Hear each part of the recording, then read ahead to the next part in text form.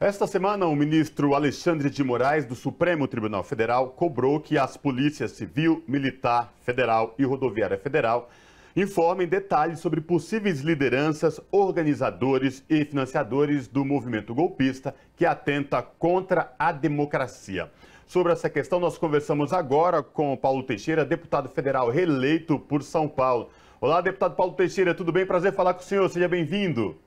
Boa noite, Ana Rosa, boa noite, Cosmo, e boa noite a todos os telespectadores da TVT. Deputado, primeiro, parabéns pela sua reeleição como deputado federal por São Paulo. A luta vai ser árdua lá no Congresso Federal, mas, enfim, desejamos ao senhor um bom mandato aí a partir do ano que vem.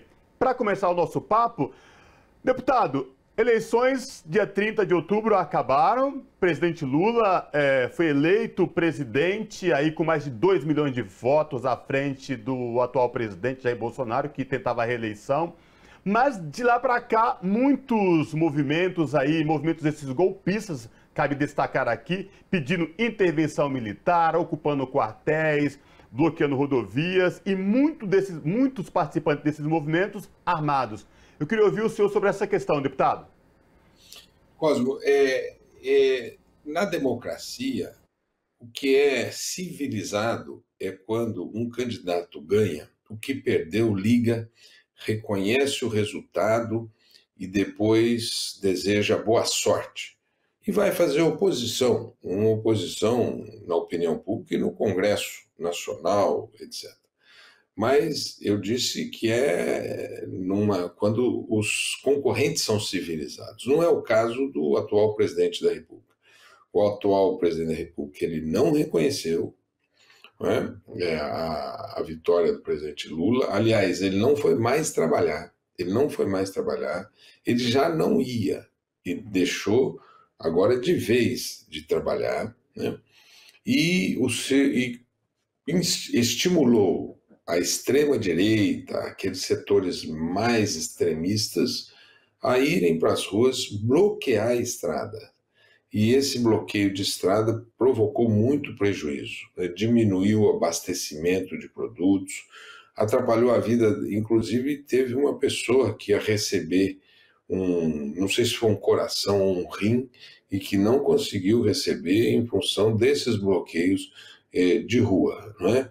E agora essas pessoas, depois da ação muito importante do ministro Alexandre de Moraes, que mandou desbloquear, mandou a Polícia Rodoviária Federal e as PMs bloquearem as estradas brasileiras, eles agora estão na frente dos quartéis pedindo por intervenção militar no nosso país, tá certo? Pedindo por um golpe de Estado, pedindo para supressão da democracia, pedindo para desrespeitar a vontade do povo, o sufrágio universal, né?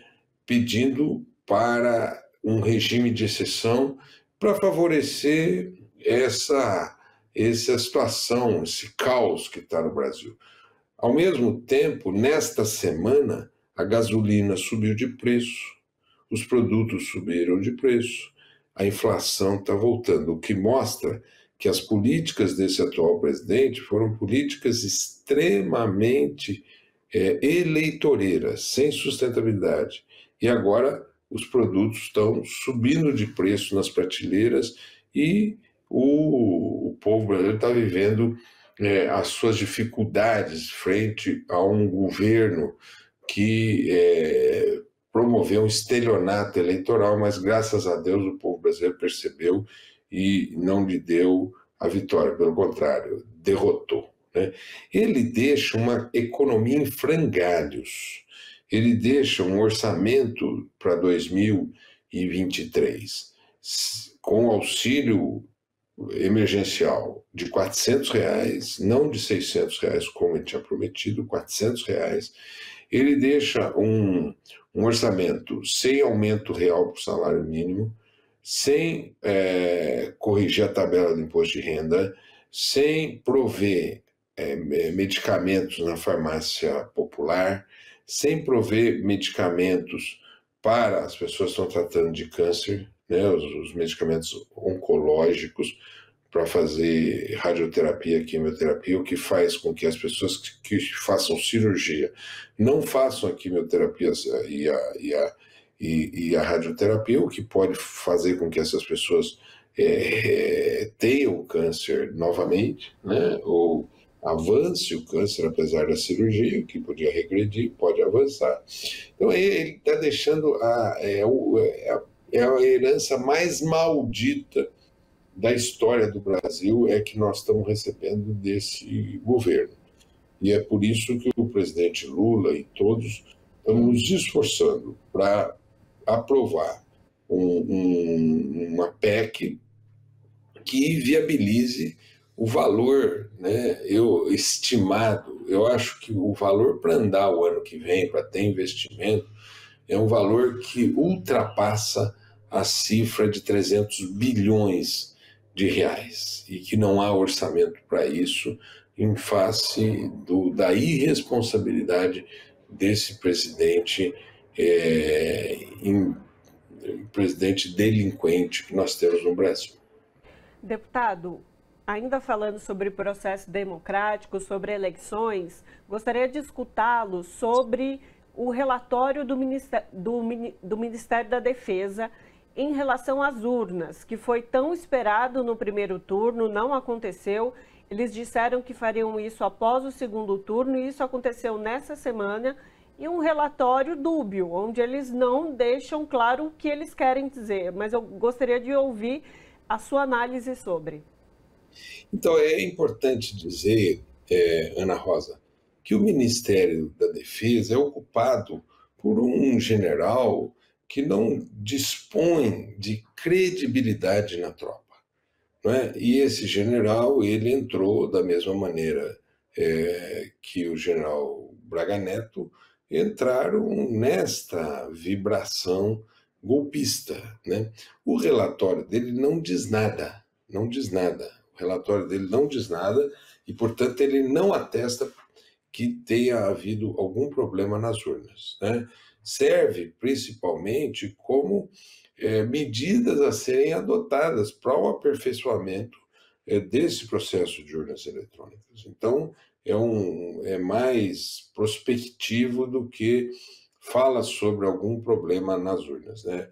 Eu até fiz um post no Twitter dizendo: o Ministério da Defesa adverte, tomar chuva perto dos quartéis faz mal para a saúde, né? Então, os caras estão tomando chuva na beira dos quartéis sem que tenha razão de ser. Eu já vi posts que disseram, eu já vi greve para reivindicar salário, eu vi greve já para reivindicar melhores condições de trabalho, mas greve por falta de votos eu nunca tinha visto, né? Então, é uma situação degradante de um presidente da República que submete os seus seguidores a esse tipo de humilhação. Agora, a pior das humilhações, né? Eu acho que o presidente da República ter colocado as Forças Armadas dentro desse tema, né, e saírem desgastadas por isso, né? E essas pessoas que bloquearam estradas, elas estão agora com seus nomes sendo revelados e que poderão responder judicialmente porque nós temos uma lei em defesa do Estado Democrático de Direito.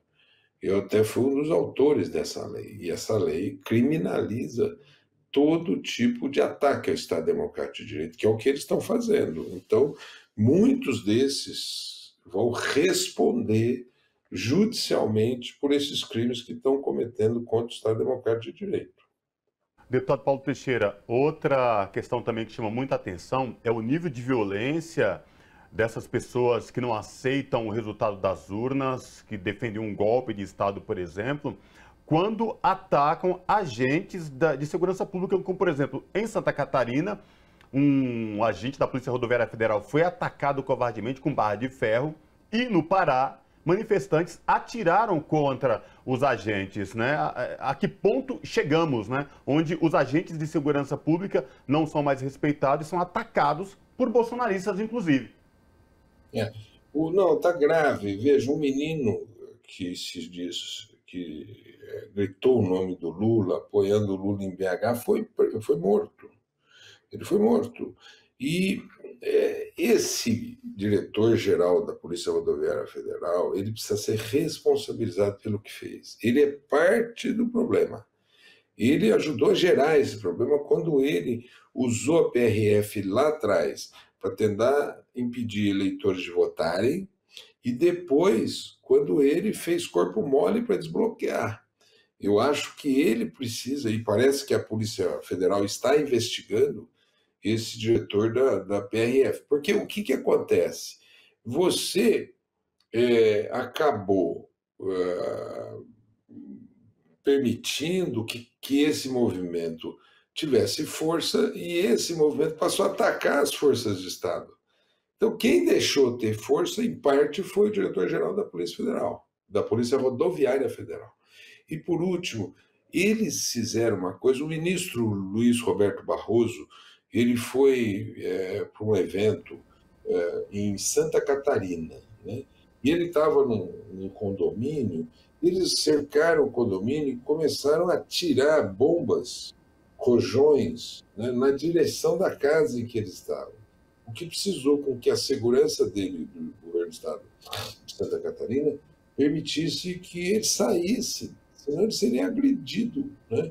Tal é o nível de febril do ponto de vista político e ideológico dessas pessoas. Agora, tem lei, o Brasil tem lei. Não, a liberdade de expressão não permite atacar a honra, né? O debate político, a liberdade política não permite o ataque físico às pessoas como está praticando. Então, eles vão ter que ser enquadrados, né? Eles terão que ser processados, vão exercer o direito de defesa, mas muitos têm que pagar diante da justiça por isso que estão fazendo, né? E o grande responsável é o presidente que está lá, né? Esse capetão, né, capiroto que está no Palácio do Planalto, né? E nós agora contamos na agenda os dias para que ele saia e possamos ver subir aquela rampa Luiz Inácio Lula da Silva. Deputado, o senhor está falando aí de colocar Silvinei Vasquez, que é o representante ali da PRF, já há um inquérito que o Ministério Público abriu contra ele, mas há também vários registros durante esse período mais drástico pós-eleição, onde várias pessoas registraram, porque hoje a pessoa munida de um celular, ela está munida de uma ferramenta muito importante de justiça, né? Ela consegue registrar o que está acontecendo em loco. E aí, o que acontece é que há muitos registros de policiais, não só da Rodoviária Federal, mas também como militares, apoiando esses movimentos golpistas. Nesse caso, há também que se investigar esses agentes das polícias e por prevaricação também, não, deputado? Sem dúvida, aqueles que atuaram para facilitar esse tipo de bloqueio, eles terão que ser processados. Então, todos aqueles, sejam militantes de extrema-direita, extremistas, como sejam servidores públicos que ajudaram a esse movimento prosperar, eles terão todos responder judicialmente. No caso dos servidores, por prevaricação, como você bem disse, né? Mas não pode, nesse período, passar em branco. Não pode passar como se fosse um perdão, né? Porque é um crime e mostra que são pessoas que têm como objetivo exatamente impedir a democracia no Brasil. E todo crime contra a democracia é exemplarmente punido. Veja aquele deputado Daniel Silveira, né? Veja o próprio Roberto Jefferson.